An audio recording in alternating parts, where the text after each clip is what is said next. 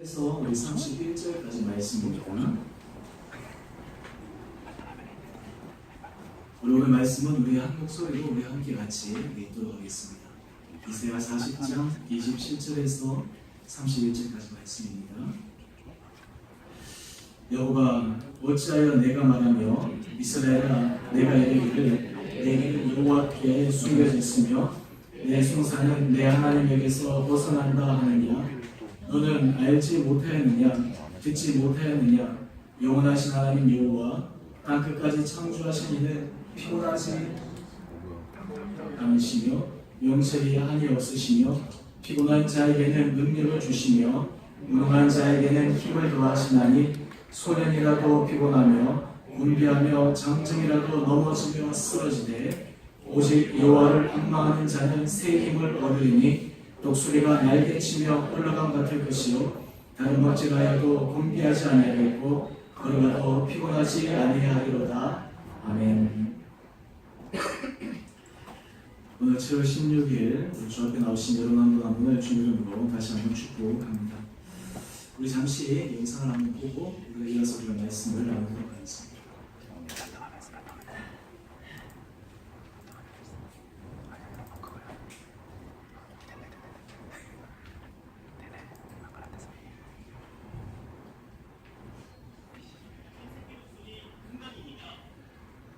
금강이가 사람 품에서 벗어나 야생으로 돌아가는 날입니다. 날갯짓을 멈춰 날지 않은 것만 같던 금강이는 곧 바닥을 박차 긴 날개를 펴고 창공으로 날아오릅니다. 일반적으로 독수리는 5개월이면 독립하지만 금강이는 첫 비행까지 1년이 걸렸습니다. 이 새끼 독수리는 비행 능력을 상실한 어미 때문에 비행하는 법을 배우지 못했습니다. 결국 9번의 비행 훈련 끝에 자연으로 돌아가게 된 겁니다. 금강이는 1년 전 날개를 다쳐서 보호를 받는 독수리 부부 사이에서 국내 첫 자연보아로 태어났습니다. 그러나 나는 법을 몰라 땅에만 있으려고 했고 날도록 다그쳐도 낮게 날다 금세 내려앉고 됐습니다. 운동장에서 시작한 훈련은 갈대밭까지 이어졌고 5개월간의 혹독한 비행 적응 훈련을 무사히 마치며 독립을 준비한 것입니다. 거기 우리와 함께 이동을 할 겁니다. 그래서 저희가 추적 장치를 통해서 이 자연에 적응하는 과정들을 전부 모니터하기 때문에 야생에서의 첫 비행에 성공해 자연으로 돌아간 금강이는 몽골까지 갔다 올겨울 다시 이곳 철원으로 돌아올 예정입니다.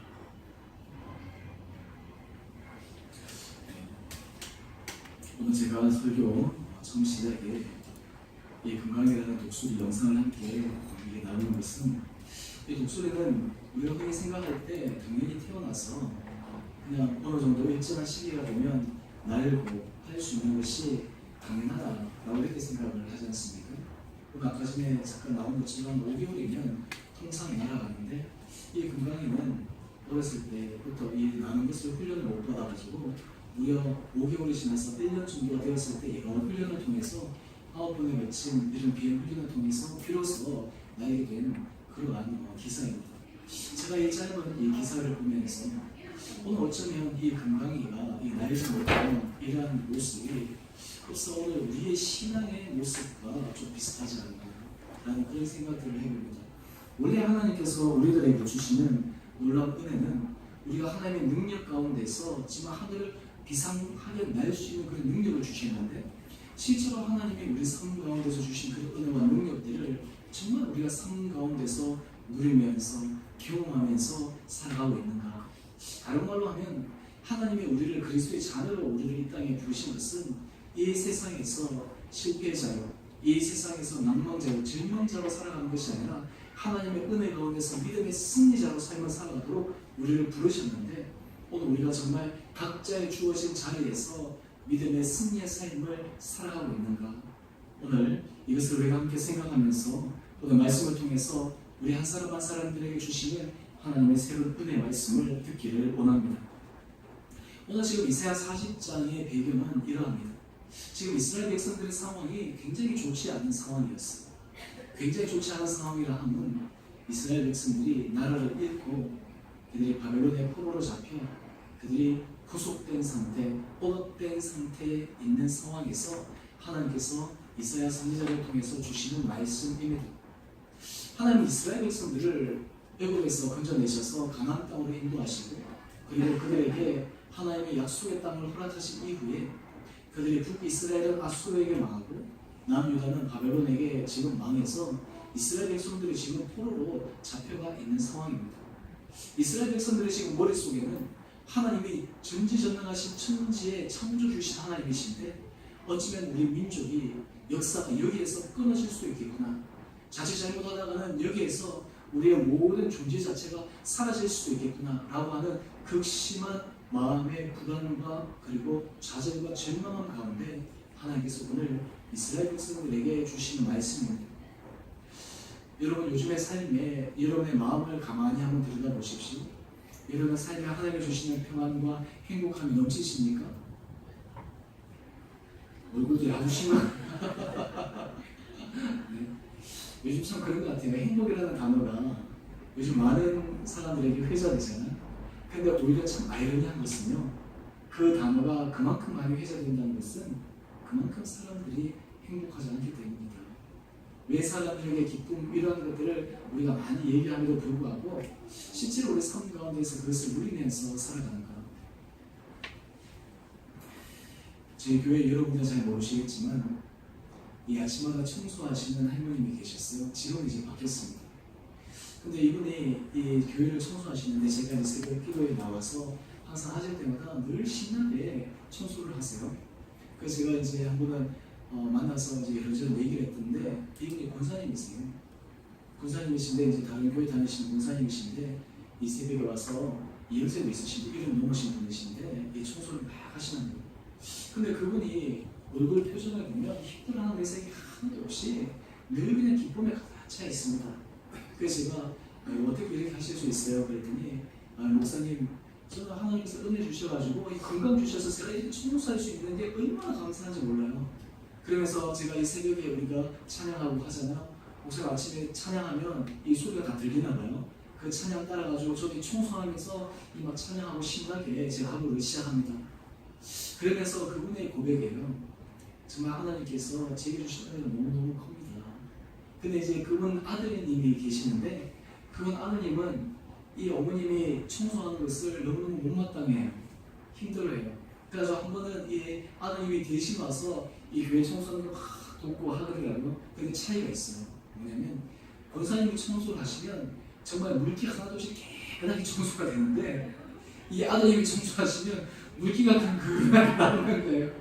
그래서 제가 그걸 보면서 똑같은 일을 하더라도 정말 이런 차이가 있구나. 정말 이분은 특히 우리가 교회가 들어오고 나니까 내가 이 교회에 이것을 청소하는 게 내가 얼마나 기쁘고 즐거운지 모른다고 정말 성의껏 하시는데 이 아드님은 말 그대로 일을 해야 되니까 하시는 거예요. 오늘 저는 왜 이 얘기를 시작을 하냐 하면 똑같은 상황과 환경 속에서도 그의 마음 가운데 정말 어떤 삶의 자세로 임하느냐 그의 삶의 모습이 완전히 달라지는 거예요. 그래서 제가 이 권사님을 볼 때마다 참 아침마다 너무나 행복하고 기쁘고 즐거웠거든요.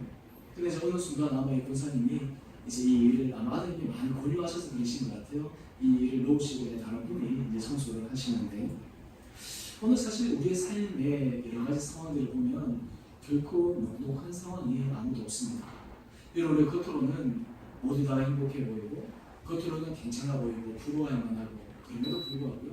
우리의 실상, 우리의 삶의 자리로 들어가면 모든 사람들이 다 걱정과 근심과 염려 속에서 살아갑니다. 여러분 특별히 여기 우리 성도님들 가만히 보면 여러분들은 참 하나님께서 많은 은혜 복을 주신 사람들입니다. 여러분 혹시 인도로 가보셨습니까? 여러분 인도라든지 저기 여러분 못 사는 나라에 가면요 정말 그 사람들이 제가 참 충격을 받은 게 보통 평균 임금이 한 10만 원? 그러니까 한 100달러 정도 되죠. 그것만 하면 이제 살 수도 있고 이제 그런데 불가촉 천민이라고 하는 사람들은 그들이 한 달에 10만 원이 뭐예요? 몇만 원도 못 벌어가지고 그렇게 살아가는 사람들이 참 많습니다. 여러분 유니세프라든지 이런 기금 할 때 보면 여러분이 내는 하루에 여러분이 내는 한 달에 3만 원이 몇 사람의 생명을 살릴 수 있다 그러잖아요. 하루에 1달러가 없어가지고 죽어가는 수많은 사람들이 이 세계 곳곳에 많거든요. 오늘 사실 그렇게 따지면 상대적으로 우리의 삶을 생각해보면 모든 것이 넉넉하고 풍성하잖아요. 그럼에도 불구하고 우리의 행복지수가 높아졌는가?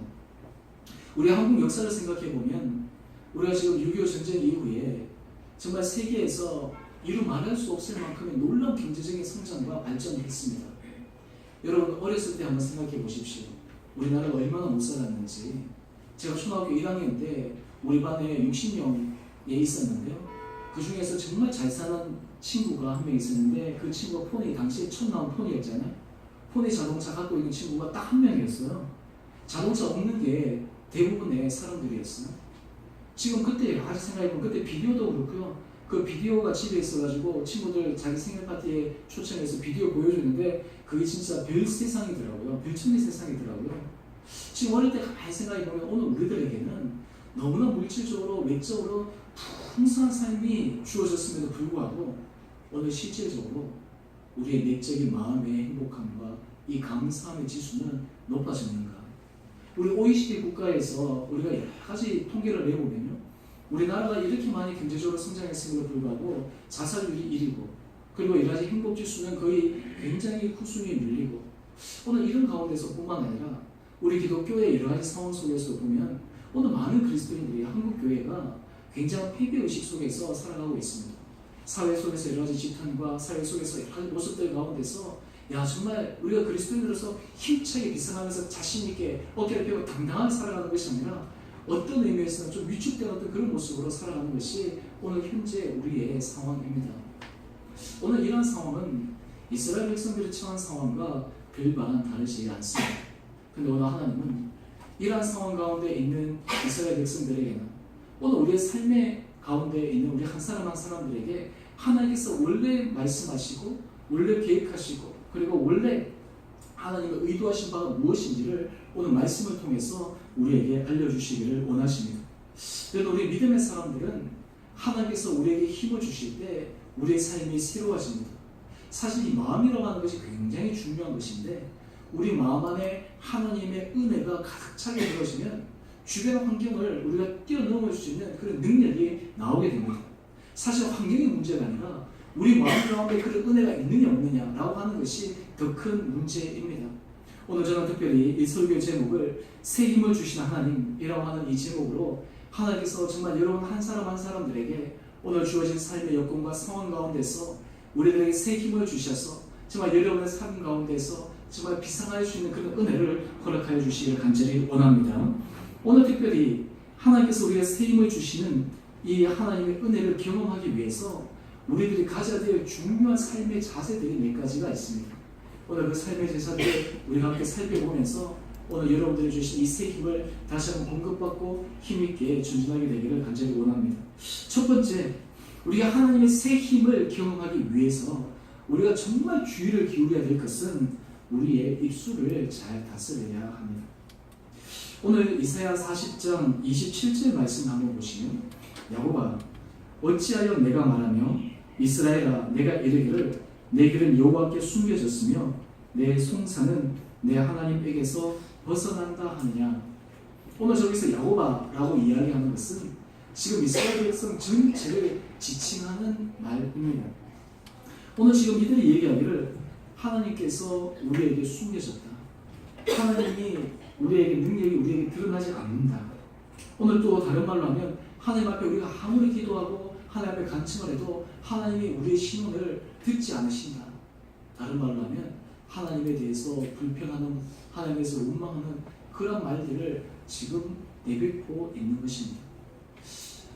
여러분 우리의 말이 굉장히 힘이 있다고 하는 것을 여러분 믿으십니까? 여러분 만약에 우리가 말하는 대로 우리가 이루어진다라고 생각을 하면 우리가 정말 아찔하지 않습니까? 우리 시대에 보면 말하는 대로 기도하는 대로 됩니다 라고 하는 이 수를 떠놓은 십자가 모양이 있어요.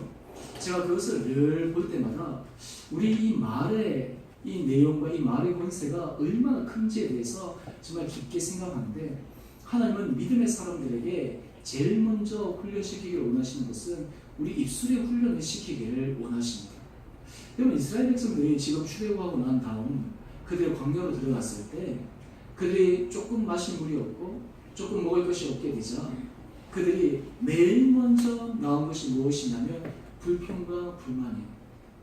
여러분 우리가 삶을 살아가다 보면 우리가 원하는 기대하는 부분들이 우리에게 충족되지 않으면 모든 사람들의 마음에 불편함이 일어나게 되기 마련입니다. 마음에 원망함들이 일어나기 마련입니다. 그런데 믿음의 사람들은 그 상황 가운데서 믿음의 고백을 하는 것이 굉장히 필요합니다. 오늘 하나님께서 이것을 이스라엘 백성들에게 가르치기 위해서 심지어 원망하는 백성들에게 하나님이 진노하시는 모습을 보이기까지 하십니다. 민수기 11장 1절을 보면 이스라엘 백성들이 하나님 앞에서 굉장히 원망하고 불평하는 말들을 하나님께서 하기 시작하자 하나님께서 이것을 들으시고 진노하십니다. 그러면서 여호와의 불을 그들 중에 붙여서 진영 끝을 살게 하십니다. 왜 그럴까요? 하나님께서 이스라엘 백성들을 훈련시키는 가장 중요한 훈련 가운데 하나가 바로 이 입술의 훈련입니다. 야고보서 3장 8절 말씀을 보면 혀는 능히 길들일 사람이 없나니 쉬지 아니하는 악이요 죽이는 독이 가득한 것이라. 여러분 우리가 신앙생활을 할 때 우리 입술에 이 언어를 어떻게 믿음 가운데서 잘 절제할 수 있느냐, 이것이 바로 영성에 있어서의 출발입니다. 여러분 우리 신앙의 상태가, 우리 믿음의 상태가 어떠한지를 우리가 잘 점검하기 위해서 우리가 체크해야 될 것은 바로 우리 입술의 언어의 모습입니다. 제가 어렸을 때부터 제 아버님이 항상 저에게 말씀하신 것 가운데 하나가 무엇이냐면 절대 불평하지 마라, 절대 원망하지 마라, 이 말씀이셨어요. 그때 제가 아버지에게 제가 드린 말씀이 이것이었습니다. 아버지, 제가 불평하고 원망하는 그런 것이 아니라 상황을 현실로 얘기하는 거예요.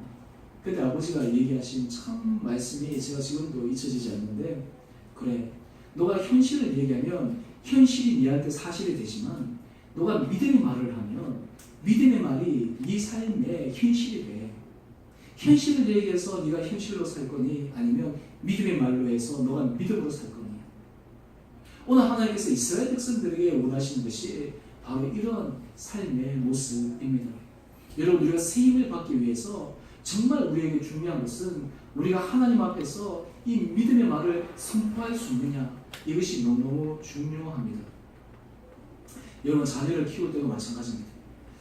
여러분 자녀를 키울 때도요, 여러분 이 자녀에게 축복하는 말을 계속 해줘야 합니다. 제가 오늘 한 가정 이야기를 들었는데 이 부모님은 자기 아들을 검사로 만들고 싶었어요. 그래서 어릴 때부터 이 아들에게 어떻게 얘기했냐면 강검사 얘기를 하는 거예요. 이 자녀가 너무너무 듣기 싫어가지고 그랬는데 결국에 그 자녀가 검사가 됐을까요? 안 됐을까요? 검사가 됐어요. 제가 이걸 보면서 우리 할머님 생각이 나요.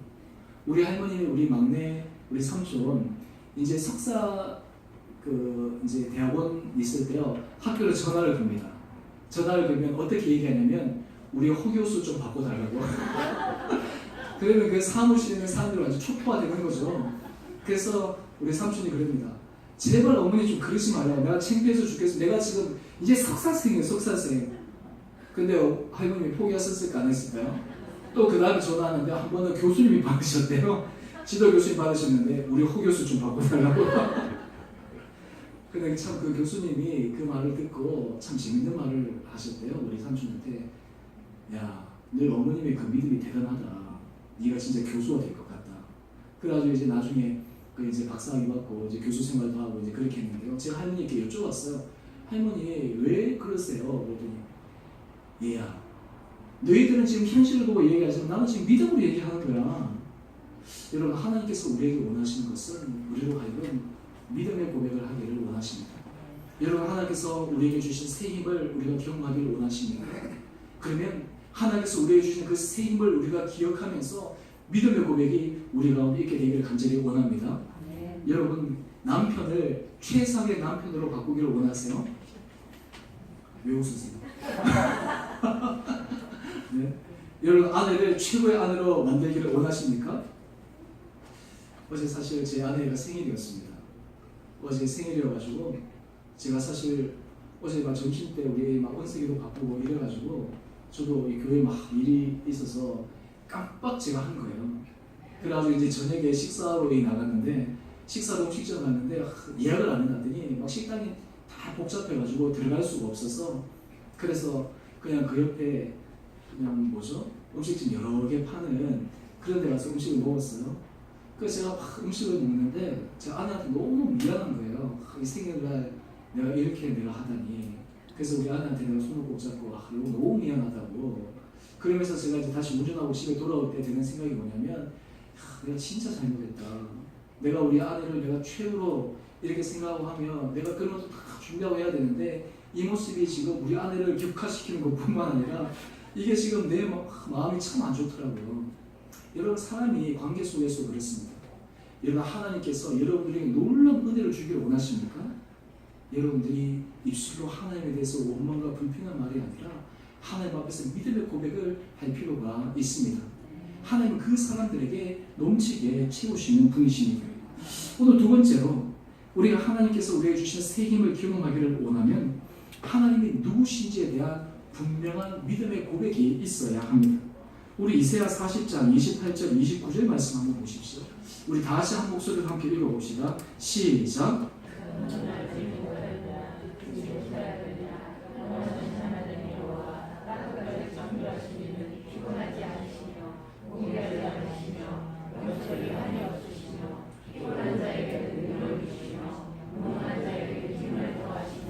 네.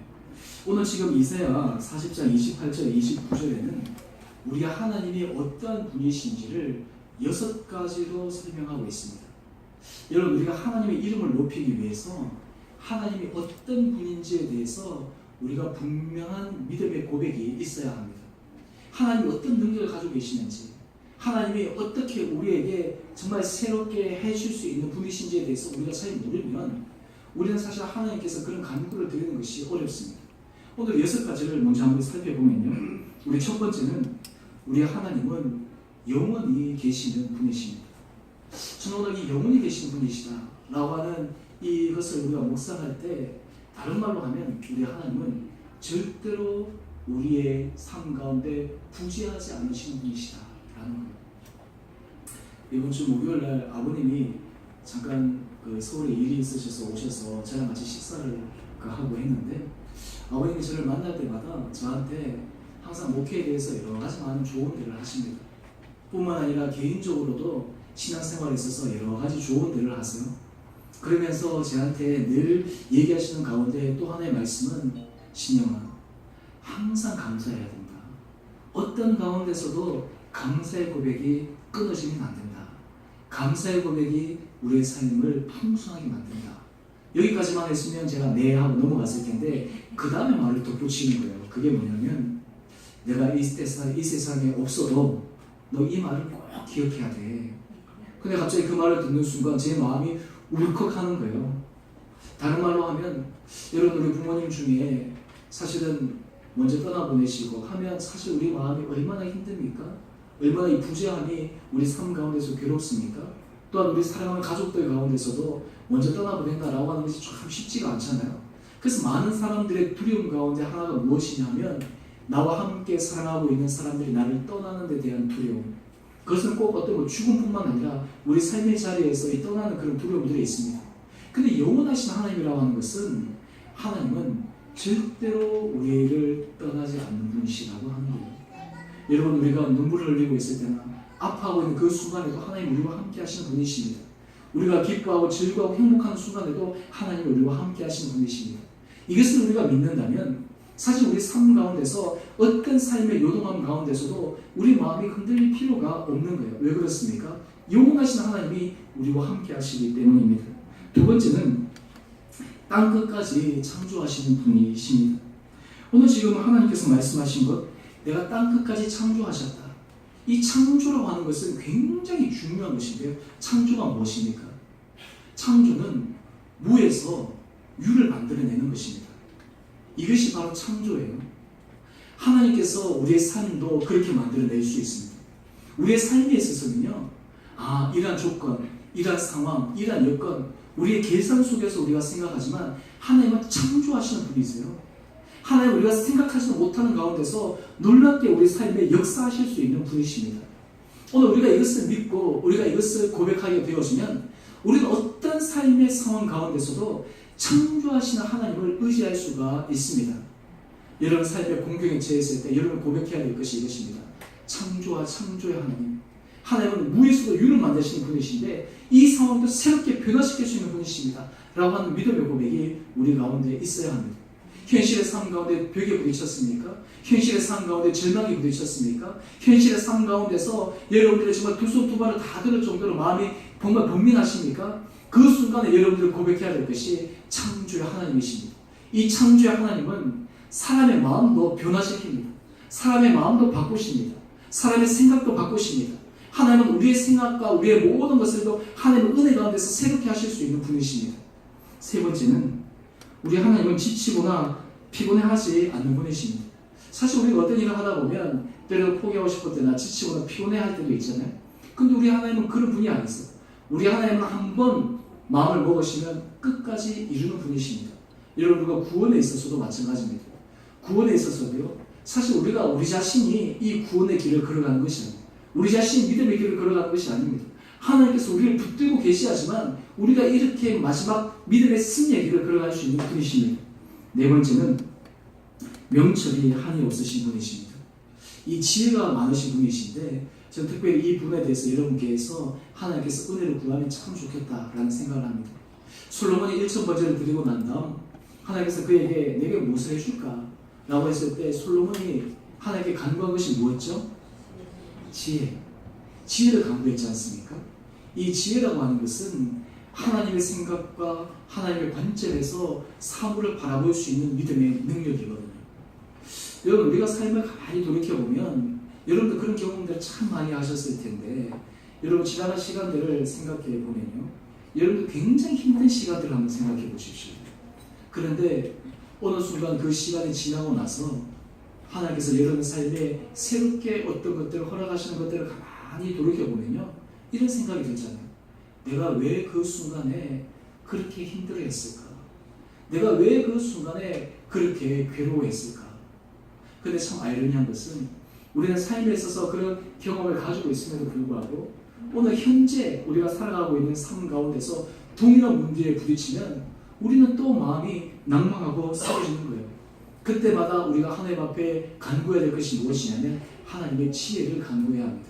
하나님의 지혜가 오는 사람들은요. 사물과 사건과 여러 가지 일어난 일들을 하나님의 관점에서 해석합니다. 해석하기라고 하는 학문의 분야가 있는데 저도 박사 공부할 때 이 해석하기라는 이 학문에 대해서 공부하면서 굉장히 매력을 참 많이 느꼈습니다. 그것이 무엇이냐면요. 많은 사람들은 팩트를 얘기한다고 해요. 근데 실제로는 이 세상에서 팩트를 얘기하는 사람은 아무도 없습니다. 이것이 무슨 말이냐면요. 모든 사람들은 그 팩트의 몇 가지를 가지고 자기의 해석된 것을 얘기하는 거예요. 모든 것이 해석학적이라는 거예요. 이것이 어떤 말이냐면요. 똑같은 팩트를 보고도 모든 사람들이 동일하게 해석하지 않는다라는 거예요. 동일한 팩트를 보면서도 A라는 사람, B라는 사람이 접근하는 법이 전혀 다르다는 거예요. 둘 다 이게 팩트다라고 얘기하지만 실제로는 팩트가 중요한 것이 아니라 그 팩트 이면에 감추어진 자기의 해석학적인 틀이 더 중요하다라고 하는 거예요. 하나님의 지혜가 우리 가운데 온다라고 하는 것은 우리는 현실에 일어나는 일들을 우리의 생각과 우리의 관점과 우리의 문화 속에서 해석하는 것이 아니라 하나님의 관점 속에서 해석할 수 있는 믿음의 눈이 생기게 됩니다.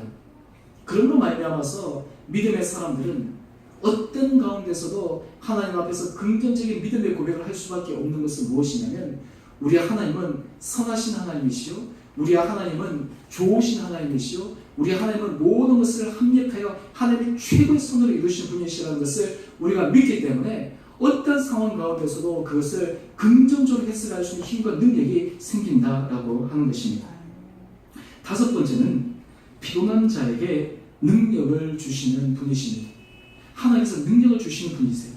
그리고 여섯 번째는 무능한 자에게는 힘을 더하시는 분이십니다. 우리 다섯 번째와 여섯 번째, 여러분 우리 다음 여섯 가지 다 한번 띄워주시겠어요? 네. 특별히 다섯 번째, 여섯 번째 여러분 한번 가만히 보면 여기에는 놀라운 신앙의 진리가 담겨 있습니다. 여러분 하나님께서 사람을 사용하실 때 사용하시는 그 포인트가 언제 포인트냐면요. 사람이 하나님 저는 이제 사용할 만합니다. 능력이 있습니다. 실력이 있습니다. 저는 준비되어 있습니다. 라고 하는 이 포인트에 하나님께서 그 사람을 사용하지 않았습니다.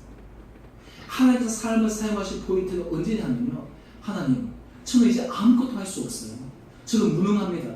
무력합니다. 힘이 없습니다. 저는 어떤 일도 내가 할 수 있는 조그마한 그런 정말 힘도 없습니다. 라고 생각하는 그 순간 하나님께서 그 사람을 사용하십니다. 왜 그럴까요? 전자와 후자의 차이는 이것입니다. 하나님께서 내가 실력이 있고 능력이 있고 내가 건강이 있고 이것을 통해서 내가 하나님의 일을 이루면 사람의 마음은 굉장히 교만해서 그 일들이 일어나고 난 다음에 어떤 생각을 하냐면 하나님이 하셨지 말은 합니다. 근데 실제로는 내가 했지, 내 능력으로 내 실력으로 했지 라는 생각이 그의 마음 가운데 들어가게 돼요. 그래서 예를 들어서 어떤 일들에 대해서 자기 자존심을 건드린다든지 이런 일들이 생기게 되면 그 일들에 대해서 흔들리게 되는 거예요. 그런데 가장 낮은 자리에서 하나님이 부르셨을 때는 그 사람은 자기가 잘 압니다. 내가 하나님 앞에서 얼마나 쓰임받기가 어려운 사람인지, 연약한 사람인지. 제가 미국에서 공부할 때 굉장히 몸이 아프고 힘들어가지고 정말 삶에 깊이 있는 그 나락으로 떨어졌을 때 그때 제 삶의 모습을 가만히 생각하면 참 이런 표현을 할 수 있을까요? 이 벼랑 끝에 서가지고 마치 이제 낭떠러지에서 떨어지는 그런 느낌? 그러면서 도대체 이 떨어지는데 언제 이게 다시 회복될 수 있을까? 라고 하는 이런 정말 깊은 어떤 그 암울한 마음들이 들었을 때였습니다. 그런데 그때 제 주변에 여러분들이 제게 얘기하시기를 야, 정말 이때가 정말 하나님께서 주신 은혜의 때입니다. 하나님께서 목사님을 이렇게 힘들고 어렵게 함을 통해서 하나님께서 새롭게 하실 거예요. 근데 제가 그 말을 딱 들었을 때 제가 군대 생각이 딱 났어요. 제가 8사단에서 전방에서 소대장 하다가 이제 어느 날 갑자기 통보를 받았는데 제가 부대를 옮긴다라고 하는 통보였어요. 제가 전방에서 대대에서 1년 동안 제가 보병 소대장이었는데 우리 대대의 교회를 제가 섬겼거든요. 제가 신대원을 휴학하고 갔기 때문에 수요일도 설교하고 주일도 설교하고 연대에 목사님이 계셨는데 그냥 제가 신대원 휴학하고 온 거 알고 이 교회는 내가 당신한테 맡길 테니까 당신이 알아서 하라고. 저는 보병 소대장이고 저는 군종 그 목사도 아닌데 그래서 제가 그 교회를 맡아서 1년 동안 했는데 우리 대대장님이 새로 바뀌고 나서 이분이 독실한 기독교 신자세요. 그래서 제 첫 번째 질문이 뭐냐면 이 교회를 지금까지 누가 지켰냐. 그때 제가 휴가 갔을 때였는데 호중입니다. 그랬더니 이 대대장님이 저를 면담하자는 거예요. 그래서 제가 이제 휴가 중이어가지고 와서 저를 갖다 면담하자 그러니까 저는 무슨 큰일이 난 줄 알았어요. 그래가지고 이제 대장실에 들어가서 이런저런 얘기를 하는데 그 대장님이 그러더라고요. 그동안 너무너무 수고가 많았다고. 내가 만약에 호중이한테 내가 조금 기회가 주면 내가 할 수 있는 내가 최대한 노력을 하겠다고. 그런데 이 대대장님이 하신 일이 뭐냐면 제가 부대에 전출 갈 수 있도록 사인을 하신 거예요. 근데 사인을 했는데 결과가 어떻게